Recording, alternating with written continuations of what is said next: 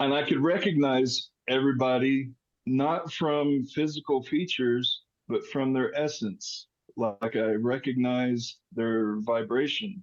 Everybody was on, we were all like snowflakes. We were all on our own frequencies, but still in perfect harmony with everyone else. Yeah, I'm just crying. It's the first time, as I wrote in that column there, paragraph, it's the first time in my life that I ever felt love, like that I felt love. Before that, all I ever felt was disappointment.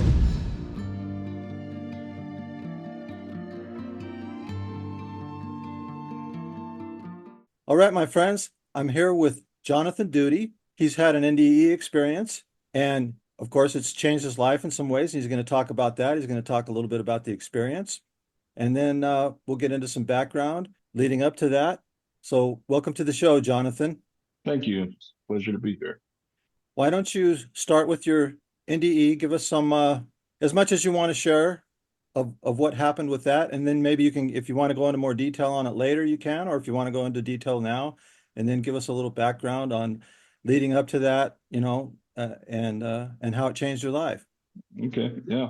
It started really with I had gone over to my sister's house. She had just moved into this big old Victorian home and was going to refurbish it, but it had no insulation in it.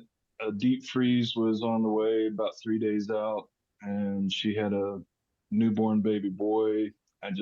She didn't have any heat. They were all living in one room with blankets over the windows and doors and a little space heater. And I just thought, well, if they don't get heat in that house, the pipes are going to burst and baby's going to get pneumonia and a whole lot of bad stuff. And so I elected to go over there on my day off and fix it.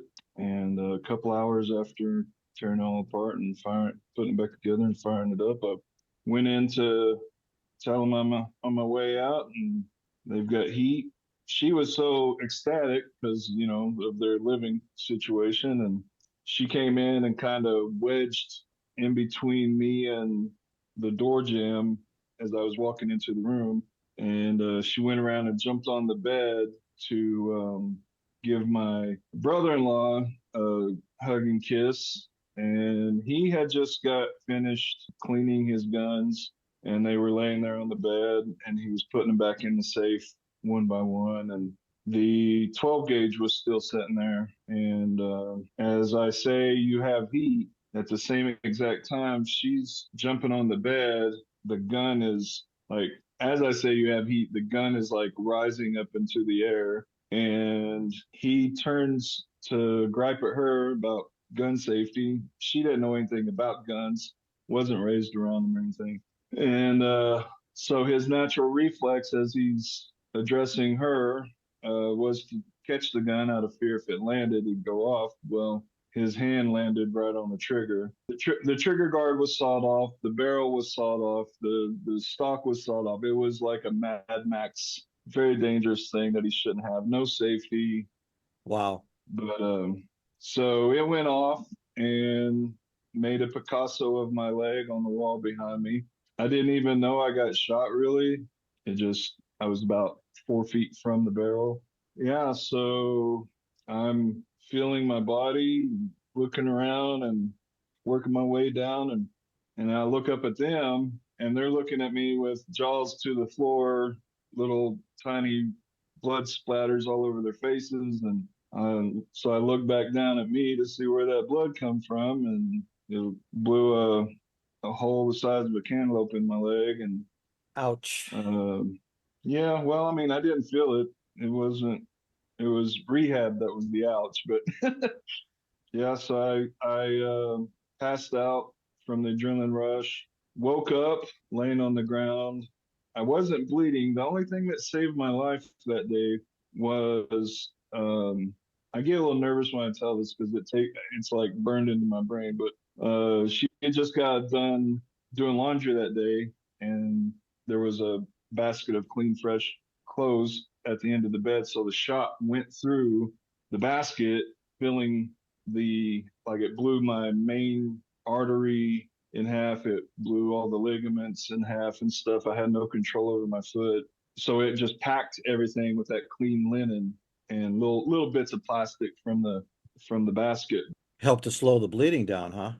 Yeah, so I wasn't bleeding really that much. It was just like the muscle tissue blood or whatever, like not artery blood or whatever. But so I pass out and I regain consciousness, and within that small amount of time that I was out, the house filled up with neighbors. And some guy in a three-piece suit, black guy with a shaved head, never seen him in my life, was standing down at my feet looking down at it. He squatted down and picked at that cotton sticking out of my leg and pulled it out. And when he pulled it out, it was just like a geyser. Oh, wow. And he saw what he did and he got up and left immediately. Like, to this day, I think it was attempted murder, you know. Anyways, so my sister and brother-in-law were hysterical. They literally like just lost their minds. And so like I had to tell them, Trinity, you go call 911, Jimmy, go get me a towel and try and make a tourniquet. That's interesting. You were the level-headed one and they were losing it. Yeah. Which that was always me. Like that's my nature. I've saved a lot of lives from certain death from me being the level-headed one. I've always like happened to be in the right place at the right time. And it's probably like more, but I have counted for certain they would have died 7 people in all different situations. So, anyways, yeah, that's always been me. And in moments of crisis, I just think, how are we going to handle this? I've never been one to run around going, oh my God. But so yeah, I came within a pint, they said, of losing systolic pressure or whatever to keep the enough blood to keep the pressure to keep your heart pumping.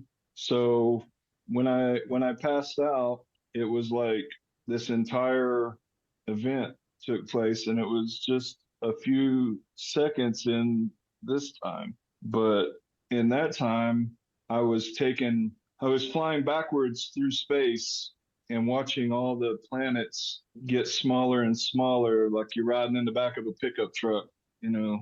And then all of everything became this tiny little dot, and then it disappeared as well.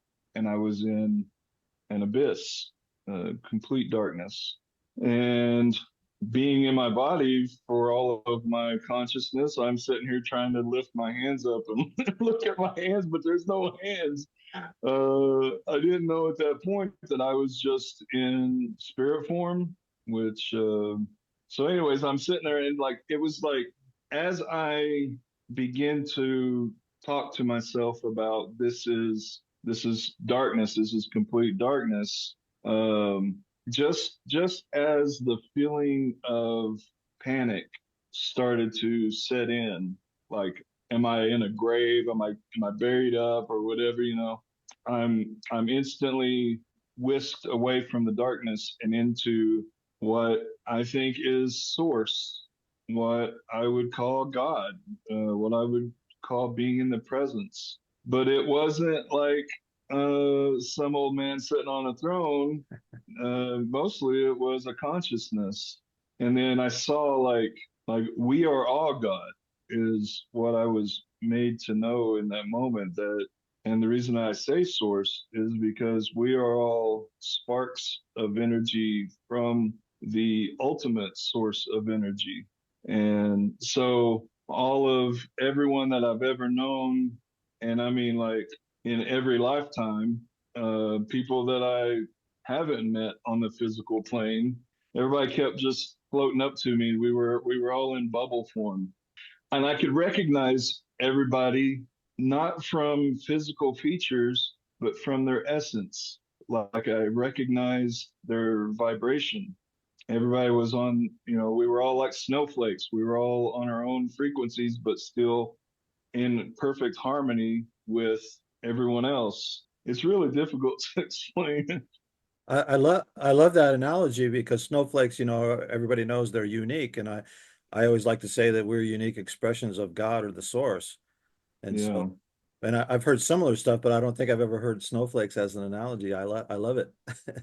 Because we were all just kind of, floating around. I remember when like the first thing that I said to myself when I recognized that I wasn't in my body anymore, I looked down and I just said to myself, the bottom has fallen out.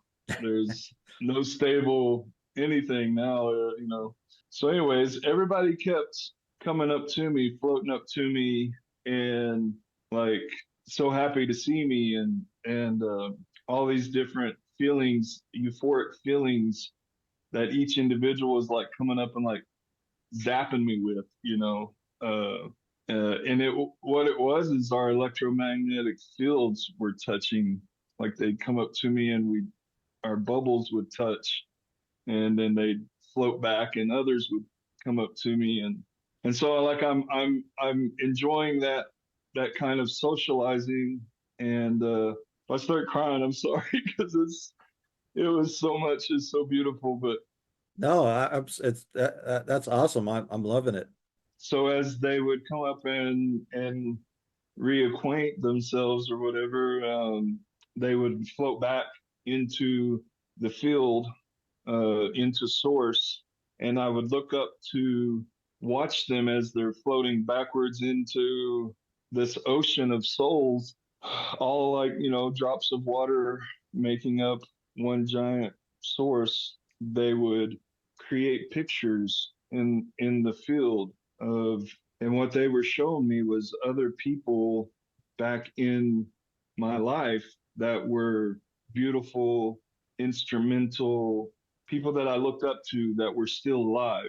And it was like, I don't know if I was like being allowed to like look in on them as they're alive in that moment or whatever. I don't know. It wasn't like they were playing out scenes or anything. It was just they were just like flashing, showing these different people in my life. Wasn't that many of them, but so as I'm watching all these souls come up to me and go back into the field, I notice out of the corner of my left that in the peripheral, I noticed a small dot, and I look at it and it's getting larger, it's getting closer. And as I like really focus on it, it's my life from birth being played in this little bubble.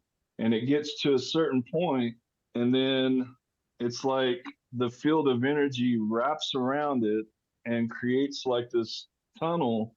And I go into the tunnel, and it's playing my life in this bubble. And as I get closer and closer to it, it's playing up to the moment of me getting shot. And so, right when I touch it, it's playing that exact moment back to me. Like it just played everything from my birth in kind of a fast forward. And it's wild because that happened like 4 days after I turned 18, and I just turned 49 a few days ago. And I've been able to go back since then and analyze my life because of that. Through being able to do that, I've been able to make peace with everything.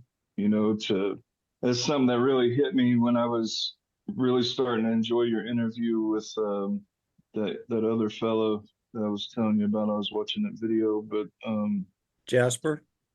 Jasper, when he was talking about making peace with everything, and he was talking about how people aren't really aware of how all these other events have affected them and caused them to go through life making mistakes and hurting people, not realizing the impact they're having, not realizing the impact that has been made on them, et cetera, et cetera. So throughout my life, I've been able to go back at my pace, play those moments back. I mean, to play them back in intimate detail, whereas most people would forget where someone was standing and what they just went through before coming in and impacting your life in a negative way and stuff like that. But I was able to see all of that and then be able to like truly in my heart forgive everybody, like, and see that they too were victims. And so, like I've just kind of since then just been able to like go down the list of everybody that was on my my shit list, as if you will, and just be able to like put them in a completely new category and just be empathetic and incredibly empathetic for them and That's awesome. Did you did you meet anybody that you knew that had passed that you did know from this life or anything like that? yeah, that's what I was saying. Like it was it was like I mean I didn't meet my grandpa. I wish I would have been able to see him, but he visits me in my dreams. But anyways, I saw friends of mine that was still alive, and was it was like I was being given it felt like a confirmation of them being a genuine, genuine people that really had my interests at heart. It was like I was being allowed to know who I could trust. I don't know, Yeah. with my with my most intimate thoughts. So, but anyways, so as the bubble gets closer and gets larger, I am now awake, back in my body. I look down at my leg that's bleeding profusely, and I just say out loud, "Nope, wasn't a dream. It really happened." And then the ambulance come in and whisk me away, and I'm trying to like, be in this hospital with a completely new reality, like um, being coherent to answer questions and interact with the doctors and stuff while trying to process what I just experienced at the same time. So it was wild. Yeah, I can only imagine how wild that would be. Did you have any religious training growing up or anything like that?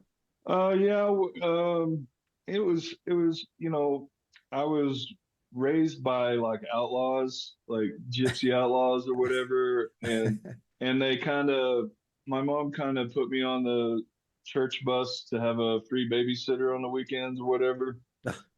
That's kind of it. It wasn't like my mom gave me positive reinforcement or whatnot. It was just like anything that I tried to express. It was just like, oh, that's nice, dear, or whatever. And but it wasn't anything like sitting down and having family scripture readings or anything like that. It was, and when I was orphaned, it was like, I was just searching for answers to this life, just being so young. And so I did find myself in the church pews looking for something more, looking for beauty, looking for love. All those people were too that was in those buildings. They would, in hindsight, they were caught up in the hysteria of the opiate of the masses.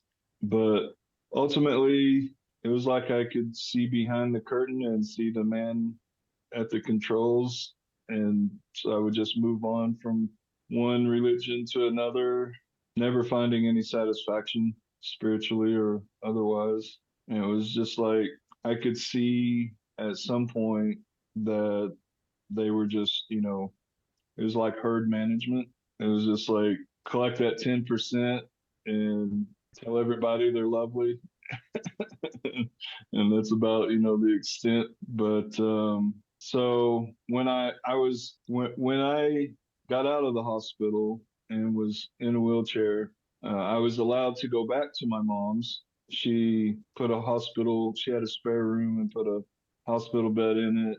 And there I sat for about 6 months in that little room being fed bologna sandwiches and not much socializing. It was just kind of isolation situation, really. So you were 18 years old at this time then. Yeah, and I just like I was so full of energy and I guess what you would say the spirit, like I was just like glowing, and I weirded everybody out because I was just like telling everybody their life's worth, and I could just feel everything, like there was so much being concealed that was no longer concealed. And so my mom, like in her weird religious phase, thinks that I'm possessed by the devil Oh boy. because I'm like, telling her about herself, and she's completely weirded out about it.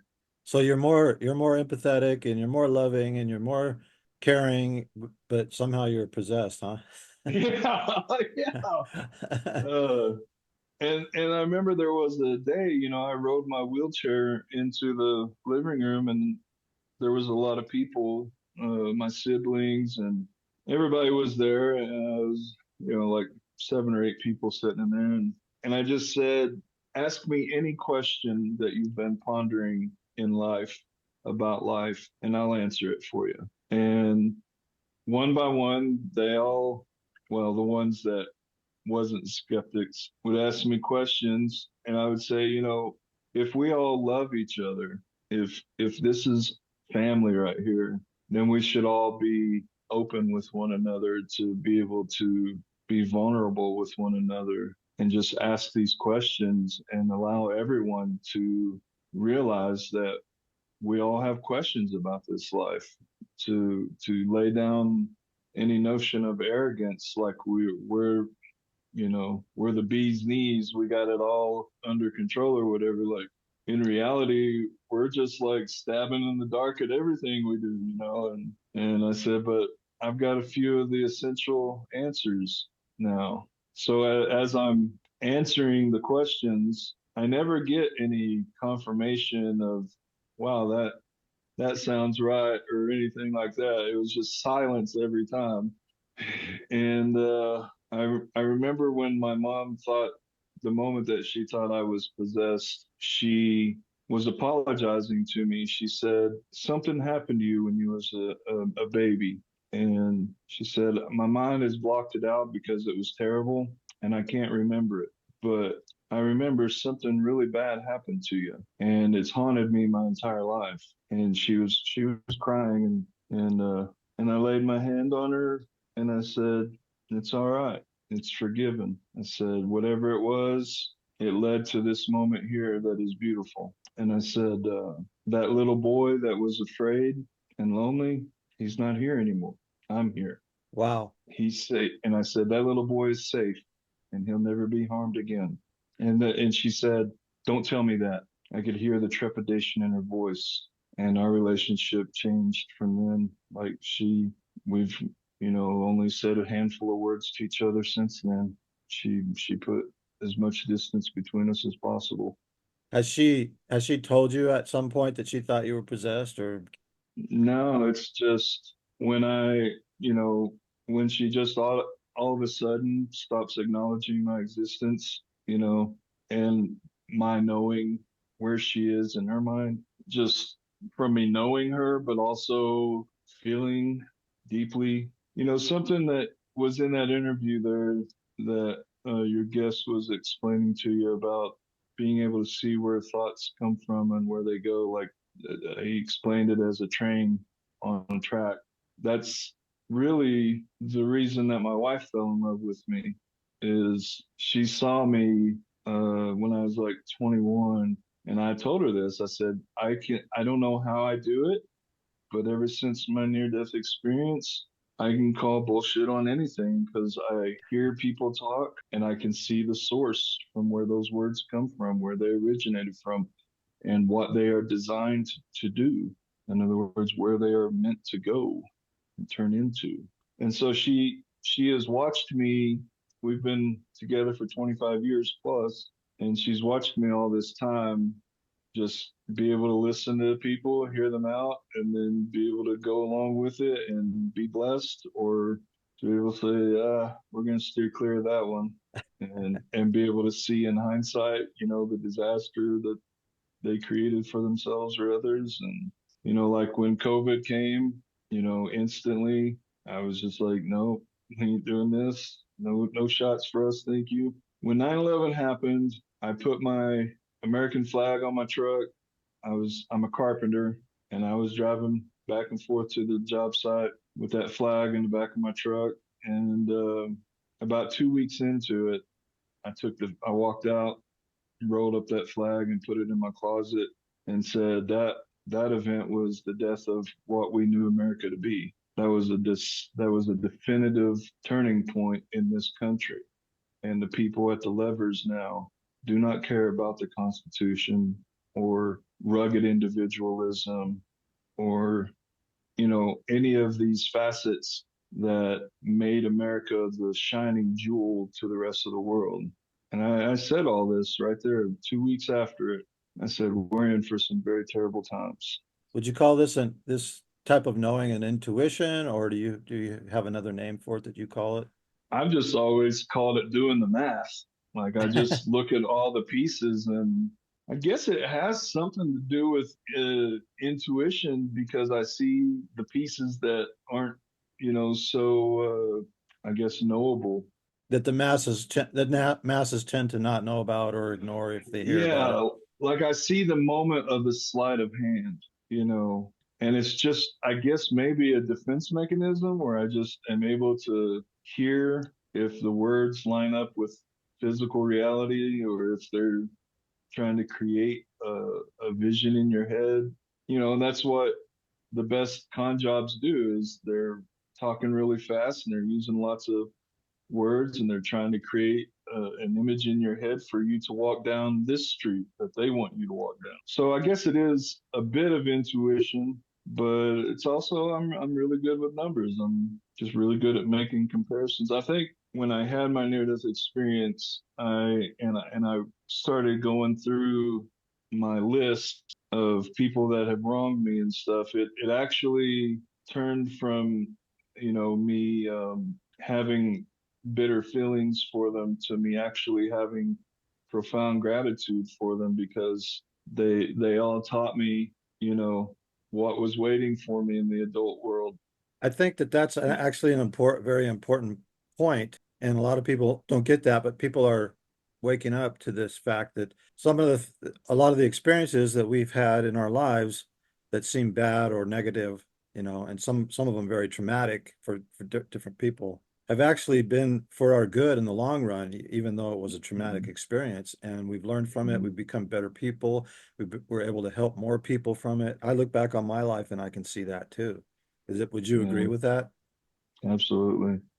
Absolutely. I see it more and more the older I get, the more confident in myself in this reality because I can see like now things that cause people to become very worried about the cause and effect. I'm able to say, but consider this. And I'm able to say, here's actually where that's going to lead to. And like I say, the nature of the relationship, the admiration that my wife has for me is from her seeing me for these 2.5 decades of, leading her into prosperity instead of doom and gloom and despair from me just, like I say, it might be math, but it's like calculus or something. I don't know.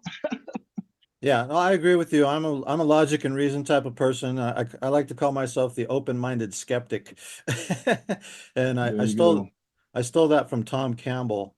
I don't know if you know who he is, but he wrote a book called Mm-mm. My Big Toe, which toe is TOE stands for Theory of Everything. And Hmm. he helped establish the Monroe Institute. I'm not sure if you're familiar with that or not, but I'm um, not. something you can look into. But Robert Monroe was the first guy that made out-of-body experiences popular. So to give you an idea, and both of them were Okay. like Tom Campbell was a physicist and Robert Monroe was an engineer. So they weren't the touchy-feely woo-woo types, And so it's kind of relate to some of that because I'm sort of the engineer type myself, but I've been venturing into the woo-woo stuff now. Yeah, I was like it's hard to describe, but for like the next after my near death experience, when I got up and was able to walk again, by the way, I never saw my sister or brother-in-law ever again. They never came by to play checkers with me or to give me a ride to the doctors or like it was as if I died that day. Oh wow. Why do you think that is? You think because of the guilt or I thought it was that forever. And then recently, about 2 years ago, maybe three now, my sister calls me and she's trying to reconcile the past. She using language like life's too short and something odd. She said that she forgives me, and she didn't say what she forgives me for. And then she says, "You know, I didn't have anything to do with you getting shot, right?" And my, my heart sinks, and I real quietly say, "Trinity, if you hadn't jumped on the bed, it wouldn't have bounced in the air. Jimmy wouldn't have had a reason to catch it. We were all three in that room together." And that moment's burnt into my brain. I will never, ever be able to forget it. You were absolutely an intricate part of that moment. And she hung up instantly, and I haven't heard from her since. Hmm. So after all that time of me thinking that it was guilt, now I don't know why at all. But anyways, yeah, for about 5 years or better, say between 5 and 7 years, I couldn't have regular conversations. I felt like I was here to save humanity. I was just Well, let me confirm it. You are. well, We all are. I'm here. That's what I was gonna say. I'm here to do my part. But at that point, I didn't know that there was these other experiences or whatever. This is before internet, and so I didn't have any way to do any research or whatever. It was just me, and I'm just like telling myself, well, if I gotta appear to be the community nut job, then that's what it is. I can't be anything else. And so, I just turned into this kind of Buddhist figure that, like I say, I saved several people from certain death and was just always, being the philosopher and helping people see the silver lining to every situation that they swore was, the end of them or whatever. And just kind of trying to bring levity to everything, and just give hope where me growing up in a Bible Belt, everything is doom and gloom. Everyone's gonna burn in a lake of fire for all eternity, and unless you got your 10% and it's on time, then we'll talk about it. But Yeah.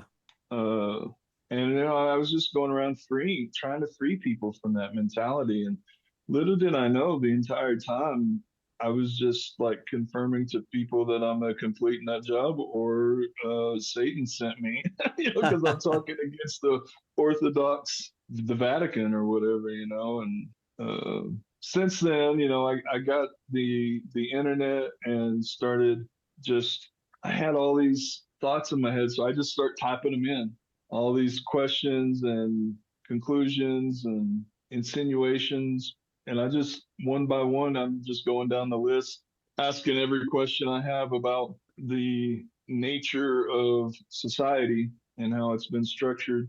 With every question, every confirmation, the onion gets peeled. Now I have mountains of notes. There was a period of time where I was just like, I'd spend 2 hours in the morning before going to work, and I'd come home, eat dinner, play with the kids, put them to bed, give the wife a kiss, and then I was back at it for hours, not getting proper sleep, doing really hard, really physically, mentally demanding work. I worked in the nuclear plant and helping change out the plutonium rods, and Oh boy. very, very high demanding, that you're present kind of work, high pressure jobs. And, it's like I'm sitting there in this nuclear plant, very high security, men with, AR-15s walking around, and I have nothing to share with any of them when they're sitting there at the lunch table talking about their politics with each other or whatever. And I have nothing positive to add to the conversation. So slowly I become the strange guy because I'm not joining in with the rhetoric. Not even thrown in a, hey, you're not your body, right? No, I just felt so alien. I was just like the conversations that were being had at the water bottle was so low frequency to everything that I thought about things. And so I was just like, the moment I open my mouth, they're going to put me in a straitjacket and I'll never see the light of day. Yeah. Eventually, it did come to a head where I ended up losing my right to work for that particular contractor. And it wasn't because I did anything wrong. It was just I wasn't mimicking the politics. Yeah. And that's what they want. They want unity, conformity. They want everyone repeating like a bunch of parrots. Whoever, whatever politician they're for, or whatever policy they're for. It doesn't matter if you disagree, why you disagree. They don't care if you might have an insight that they haven't considered. They don't want to hear any of that. They just want blind conformity. Yeah. I think that seems to be the normal I call it the old paradigm. I think that is slowly crumbling, maybe not as fast as we would like, but more people are waking up to stuff like that. But there's still obviously a lot of it out there. And Yeah, I've been the rebel all my life since I was a kid. It got me in trouble when I was a kid and an adult. I never was the kid who would sit down and shut up. I want to know why. Why are we doing this? yeah. How come? And what's it all mean and that kind of thing, So And why does that make you a rebel though? It's like you should be rewarded as the brightest kid in the group. You're asking the right questions. You want to know like how did it come to, and they just want you to shut up and repeat after them those salient points that gets you to pass the test so they can get their kudos for being such great teachers. Or yeah, and I would always throw in and that doesn't make sense. Why we shouldn't be doing it this yeah. way. Yeah, yeah, I'm the same way. My oldest son is the same way. When he got into high school, I was just loving and fun and kept everything. It's his world, as far as my child was young, like, and then when he got into high school and he started coming to me with some of the things he was being taught, and I'd say, well, that's interesting, but have you considered this and whatever it was. And then he'd be real quiet. He'd remember every single syllable, and he would go back to school and raise his hand, and then he got labeled the troublemaker. Yeah. Just to say, well, that doesn't make much sense. My dad says this. Yeah. Yeah, I think my dad one day told me, he says, "Will you quit picking on those teachers?" I was just blown away. Like I never considered that my son was listening so closely to me. And I didn't, like, I caught myself not knowing, like, to feel sorry for him or to be happy for him. Like, man, you're going to have a rough life. You're saying things that's going to make you enemies just for knowing better, just for being smarter. No, I feel like humanity is in transition, and the younger generations coming in are more inquisitive, more willing to not to say, "Hey, there's something wrong with this." And Yeah. I think that's a good thing. I don't know what are your thoughts on that? I see that now because he does regular gaming online with his friends, and every once in a while I'll come in and just sit in and listen to them, or I'll just overhear them as I'm doing whatever in the house. And he's like the leader of all these kids that he's online with all over the world. Uh, they like come to him for answers. They want to know his thoughts, what he thinks about this or that. And for a while, I didn't know it, but him coming to me with their questions, I thought they were his questions, but he was wanting to know my thoughts on things. And then he would go back and tell them. And then they would go out and implement whatever it was and come back to him with more, just wanting more knowledge. And it's like now he is really like a kind of a source for these kids. He's It's weird. It's really wild. he's tapping into the source more Yeah. more so, and I see more and more young people are doing that. A lot of especially people in my generation are like, "Oh yeah, the world's going to hell. All these kids are this and that." I'm like, yeah, Hmm. no, maybe some of them, but most of them are, I think, they're highly intelligent. They see that there's things wrong with the old paradigm, with the old systems, and some of that's starting to crumble. And so I think Yeah. we're at least we're at the cusp of a dawn of a new era, so to speak, for to put it. I have to agree. I've been given real real cause for optimism lately. Yeah, I agree. I can, it's like you can feel it. People who I wouldn't expect to say stuff like that. I've had people say that to me. I can feel it. Yeah. It's like an energy in the air, so to speak, for lack of a Yeah, better way to put it. And people who aren't into the, quote, spiritual side of things, if you want to call it that, or the quantum side, if you're more on the engineer side of things. I love speaking on the quantum side of life. Yeah. Well, for me, I came through religion and I studied a lot of the ancient scriptures and I came through Christianity, but I also studied Buddhism and the Vedas, Hinduism, that sort of thing, the Egyptian texts, Hmm. the Gnostics, bunch of different ones. The tablets of Thoth. The Thoth tablets, yeah. I have them on Kindle. It's incredible to me now. You can just get that stuff on Kindle now if you want to. I do prefer to read a book because I'm old school, but sometimes it's just easy. Oh, I can start reading that right now, if I want it, if I want to. So I'll tell you where I really started running into trouble for being knowledgeable, thirsty for knowledge, is when I started studying the Khazarian Empire, and they don't want you to be studying on them.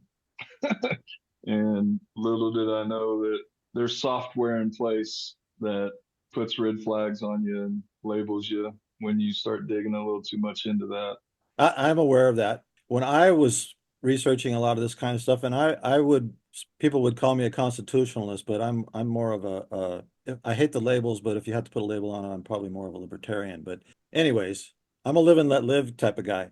But I Hmm. studied a lot of that stuff and deep dived into a lot of that stuff. And I will say one thing about all of it. There's a lot of truth in a lot of it, but you got to still try and take it with a grain of salt because, as they say, it's the victors who get to write the history. And Yeah, so, that's exactly what I'm talking about. That's why they don't want you digging on yeah, that.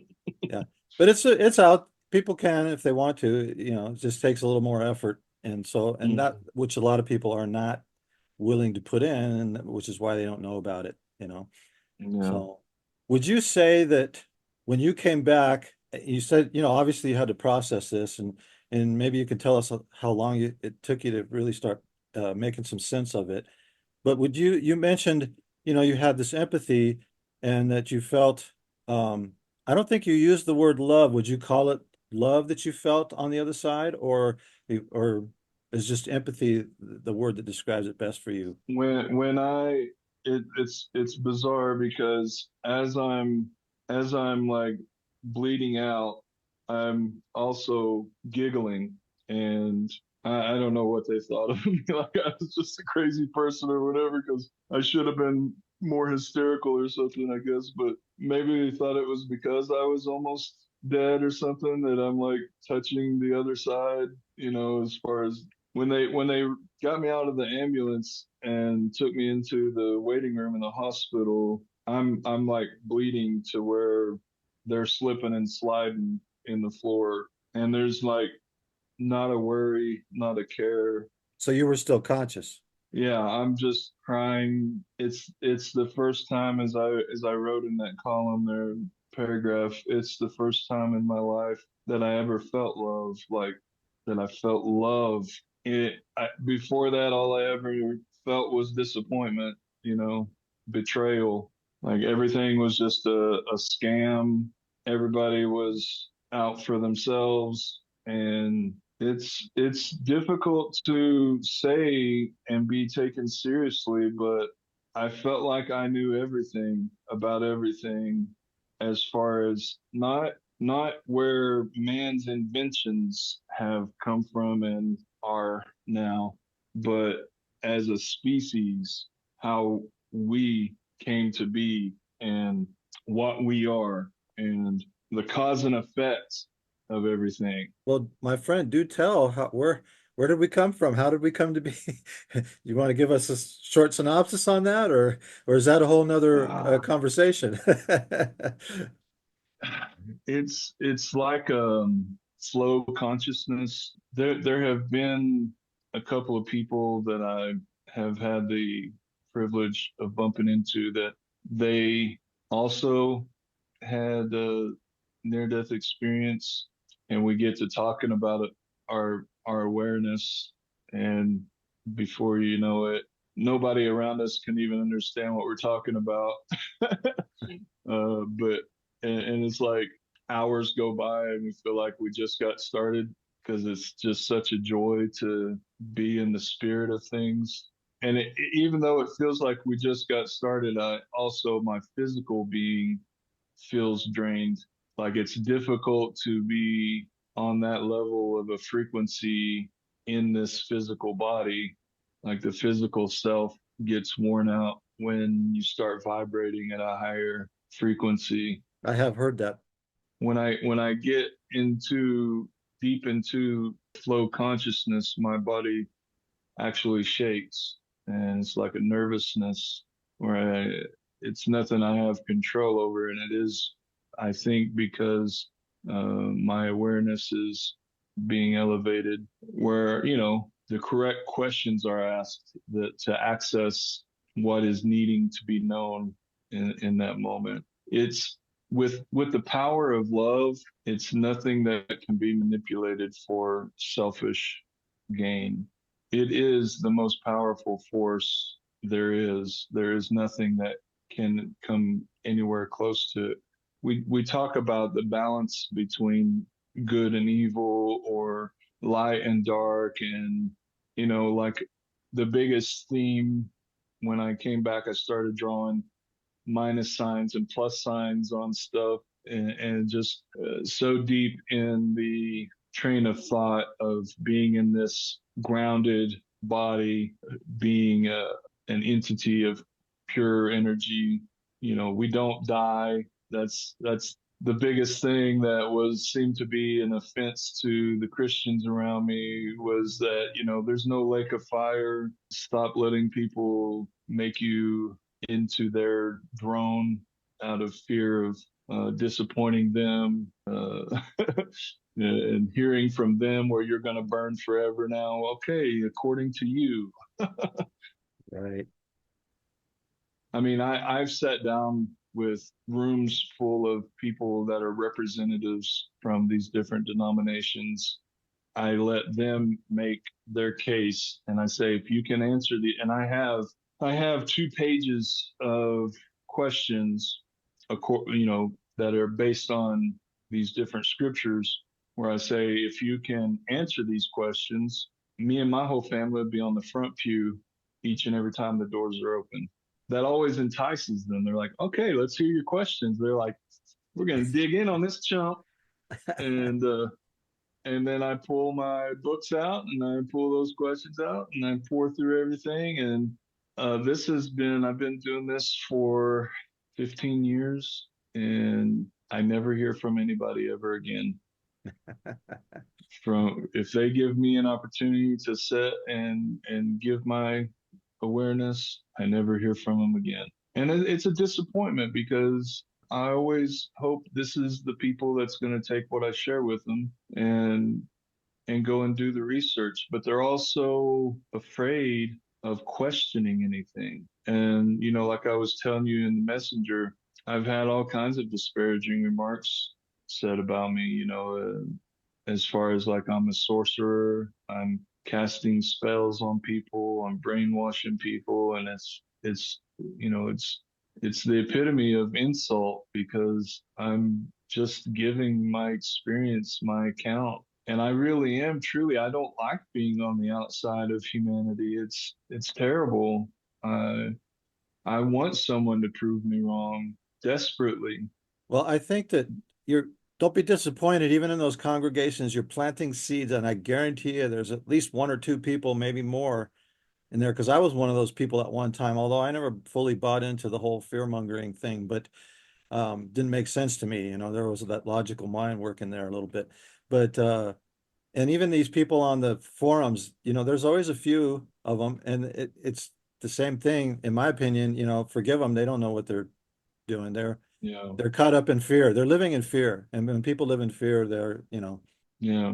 It's sad. It's really sad. But what it has caused, though, in my life. We live in Arizona now, but I was born and raised in Arkansas, and when everybody from all these different congregations had their turn at me. It almost felt like they were all just in line waiting down the block, and I would send each one of them down and say, "Nope, he didn't believe me," and then the next guy would come in.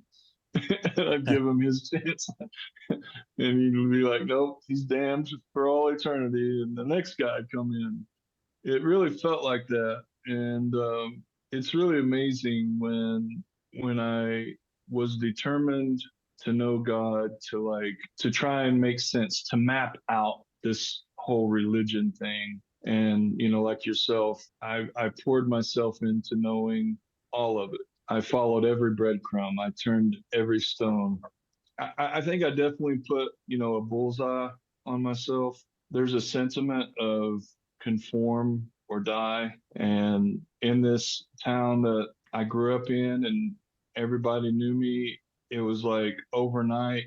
It went from everyone waving, everyone being at everybody's football games and birthday parties, and to I'm a ghost. No phone calls returned, no more waves, no more invites, and I lost everything. I lost my home. We were forced to move into my travel trailer out onto a pile of trash out in the woods.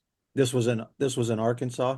Yeah, and it was there that I somehow leukemia stepped into the picture, and I didn't know what it was, but I uh, I couldn't do anything. I couldn't catch my breath. I got very, very sick. I just really came very close to even losing my wife and kids because I could no longer provide for them. I didn't know who I was married to. I didn't know that I had a warrior queen by my side. When the going got tough, I got to really see who she really is. Because up to that, I just always took care of everything, financially speaking. I just had to tell her one night, I said, I don't know what's wrong with me, but until I get medical attention, I've gone as far as I can. I can't do anything else. And I had to lay down and just wait for my demise. Well, I'm glad you're still with us. Are you still battling that, or did you overcome I that? it's I have like an 8% chance of it being cured, but pretty much it'll probably be the death of me. It's incurable, but I'm managing it. I'm on a very, very expensive pill. I take chemo that I take twice a day. I can breathe again. I'm in remission. So when I started getting sick, when I started feeling bad, I started changing everything about my diet, about everything that I was doing because I it was terrible. And I got on a juice diet. One day I was curious, so I went into Yahoo Messenger chat room that was alternative health, and I just asked the room if anyone has any experience with juice diets, what their experience was, and this older gentleman sent me a private message and started talking to me about homeopathic medicine. And before I knew it, I mean, it just happened so organically. We were both discussing the cosmos on the deepest terms, and he was giving me his account of life. Crazy sounding stuff, but So you two were on the same way or similar wavelength at least. uh he ended up like being a guru of sorts to me. Like I spent the next 7 years hours a day with him, and he spent his last 7 years with me hours a day of him. And the way he described it was that he was passing the torch on to me. He is one of the most beautiful human beings I think I'll ever get a chance to know. That's awesome. Have, Um, have you heard the saying, when the student is ready, the teacher appears? no, I haven't. That's amazing. I think that's a an old Hindu saying or Buddhist. I can't remember which, but at I least like that's that. what. And but he knew I was in bad shape. His daughter lived out in Phoenix, and she just kept telling me about the medical community out there, and that those backwoods doctors are going to kill me. And I couldn't get anybody to even give me a test because I didn't have any insurance. And I would just go into these, I had state insurance, and I'd show up for the doctor's appointment. And they said, if I could touch my toes, I'm fit for duty. Oh, wow. So that was the extent. Yeah, they'd have me come in and they'd hit me in the kneecaps with their little rubber hammer and check my blood pressure and have me touch my toes and send me on my way. None of them gave me, because I was complaining about my back being in bad shape, and they wouldn't even give me an X-ray. And come to find out, I've got three fused vertebrae, and the weirdest thing is 11 pieces of the lead that I got shot with. Somehow they all followed each other up my leg, took a turn, and then the only vertebrae that has holes in them for the nerves for the bottom half of your body, they all followed each other into that little passageway, like in between the nerve bundle and the bone itself. They all found their way in there, and now they're up in my spine. So did they think that that is related to your cancer? No, no, they don't know where the leukemia came from. They say, I think it was from me standing next to those plutonium rods or something. Hmm. Like, I think I got a mutated gene Okay. from being close to radiation for too long a time. When you go inside those reactors, sometimes you don't have the right tool. Sometimes you don't have the okay. There's a bunch of different reasons that you would be made to stand there while another guy goes and talks to the supervisor or whatever. So you're like standing around soaking up radiation, and you're allowed a certain level for each 365 calendar days of radiation, but who knows if I got a particle on me or whatever. I don't know. Well, Jonathan, is there a positive message or a an important takeaway that you want to give from your NDE or life in general, or just I think the sum total is something that you and Jasper said that was agreeing upon, and I just have to throw my 2 cents in with that, and say the golden rule is it. It's all we got, and if you can't get on board with that, then you don't have much of a shot. short and sweet and to the point? I love it. Yeah, treat others as you would want to be treated. How simple is that? Could that change the world if we could get the majority to do that? It would change. And it wouldn't take, you know, there's a critical mass point, where if 5% of us, I think, could see the logic in that. I think that's an important point. It doesn't really take a majority, like I said, but that's kind of a habit to say that. But yeah, if you could get a good percentage that do that and see people can see the benefits, they'll want to be part of it. Yeah. And that's a what's his name? Buckminster Fuller. He said the way to change society is not to fight against the old. He said it's create a new model and that makes the old model obsolete. And that can be a core group of people that do that. And people go, oh, yeah, we want to do that too. Yeah. So, Yeah. I'd really like to, man, I would really like to be in contact with people like yourself and Jasper, because especially, listening to Jasper have a vision, ambition to implement change, to have people of one accord working. I mean, we are all, even though we're not in each other's lives, we are all still helping each other, and we don't even know it, that we're working for the exact same purposes, or for the exact same purpose, and that is to make this life, healthy and happy. And I guess the golden rule is it, but what I like to say to people, and drop the mic and walk away, is until genuine care and concern for the good health and well-being of the average human is realized, and until that becomes the goal, we won't have anything worth having. It doesn't matter what your technological advances are.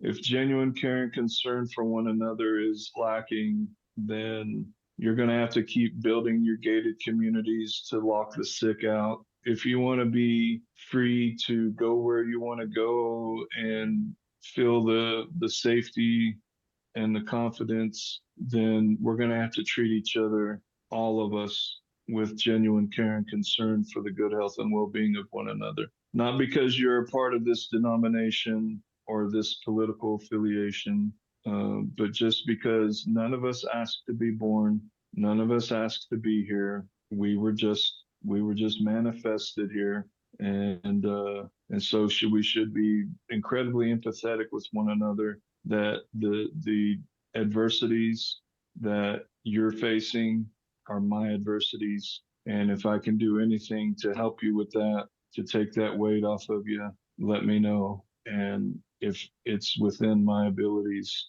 I will not hesitate to do that. Well said. It's been a pleasure. Are you open to contact? And if so, where would you like people to contact you at? And I will post it in the description of the video. Yeah, I'm Jonathan Duty on Facebook. I don't have much of a media presence. I just kind of try to do things quietly, and I don't. It's not for my glory or my esteem. It really is like everything that I do in life is to facilitate change for the common everyday people, that like people have that I'm running around with, that are professionals, that see me just go over and start hugging homeless people that are dirty, smelly, and they just look at me like I got three heads on my shoulders. Like, I'm no better than that person, and I've been in that position, and any one of us could be in that position. Well, Jonathan, it's been a pleasure. It sounds good. We'll talk with you later. Many blessings. All right, you too, my friend.